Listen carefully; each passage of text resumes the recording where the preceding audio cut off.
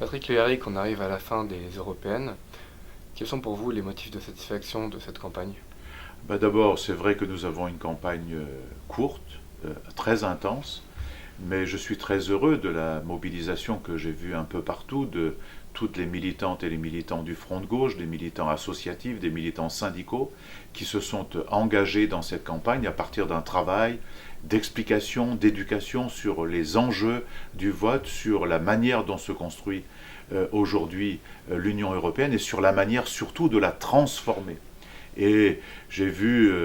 beaucoup d'émotions parfois quand on donne des explications. J'en ai vu encore hier soir dans une réunion au Mureau où des anciens ouvriers et des ouvriers de l'automobile de Renault sont venus témoigner à la fois de leur souffrance mais aussi de leurs aspirances à autre chose. J'ai été très touché aussi par une réunion que nous avons eue organisée par le bureau du Parlement européen et le mouvement associatif après la projection du prix Lux où nous avons là vu avec beaucoup d'émotion, un peu de larmes, de chagrin parfois,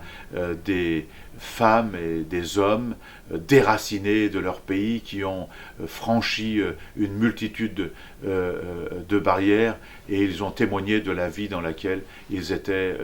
aujourd'hui. Et donc tout ce mouvement qui va se poursuivre dans les prochaines heures par des distributions de tracts, par des collages d'affiches encore, par du téléphone. Je crois qu'il faut beaucoup téléphoner à ses voisins, à ses amis, aux gens de sa famille, pour leur montrer que dimanche, il y a un enjeu qui ne concerne pas quelque chose qui serait dans les astres, mais qui concerne leur vie quotidienne. Ce qu'ils mangent, la manière dont on va travailler demain, la manière dont on va être payé demain, la manière dont on va avoir une retraite ou pas demain, la manière dont on va défendre les services publics qui sont notre bien commun, notre patrimoine commun et dont nous avons besoin pour lutter contre les inégalités, la manière dont on va pouvoir répartir les richesses et inventer une autre manière de les produire dans un processus bien plus écologique qu'aujourd'hui, et ça devient indispensable parce que l'enjeu de l'homme et de la nature est en fait au cœur d'un projet européen nouveau demain. Et quelles sont pour vous les raisons d'espérer pour ce prochain scrutin? Il y a des raisons d'espérer. Il y a d'abord cette formidable lumière qui nous vient de nos amis de Grèce, où la force de la gauche portée par notre candidat à la Commission européenne, Alexis Tsipras, est en passe de gagner un certain nombre de mairies, des régions même, et on lui prédit 27% aux élections européennes. Et à côté de ça, déjouant tous les sondages, toutes les enquêtes, il y a ce résultat annoncé de l'extrême droite aux Pays-Bas qui, loin d'être la première force, comme on l'a dit, va peut-être être la quatrième ou cinquième force. Donc oui, il y a là des motifs d'espérer, si on fait ce qu'il faut, notre front de gauche peut être la surprise du scrutin, parce que comme vous le savez, les enquêtes d'opinion mettent le front de gauche avec d'autres forces dans un mouchoir de poche. Et donc,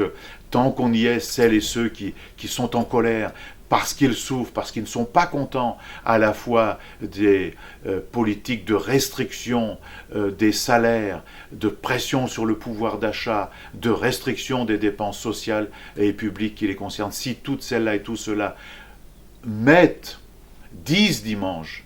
qu'ils sont en colère, mais qu'en même temps ils ont l'espoir de la construction d'une autre Europe qui serait une Europe sociale, une Europe écologique, une Europe solidaire, une Europe antiraciste, une Europe féministe, ils ont toutes les raisons d'aller voter. D'ailleurs,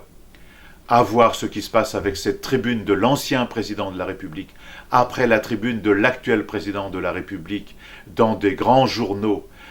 qui sont très médiatisés, on voit bien que les puissants sont inquiets. C'est pour ça d'ailleurs qu'ils ont poussé à l'abstention et qu'ils ont cherché des dérivatifs en quelque sorte en disant que le vote pour l'extrême droite nationaliste et populiste n'était pas